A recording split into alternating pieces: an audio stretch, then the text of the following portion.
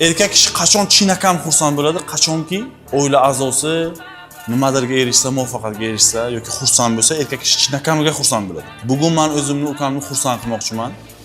Hozir ko'pchilikni ko'ryapman, aka-ukalar mol dunyo deb, dunyo matoqini deb bir-biri bilan urushib, talashib yuribdi. Bu dunyo matoqini saniki maniki emas, bizniki degan aka-ukani Alloh qo'llab-quvvatlaydi, barakasini beradi.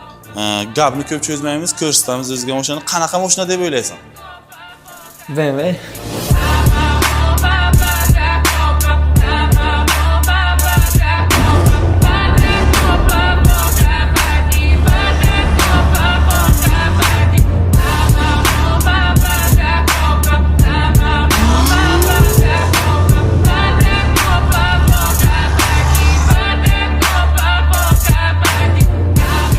Men oldin ham hozir ham aytadigan gapim bitta, aka-uka bitta odam.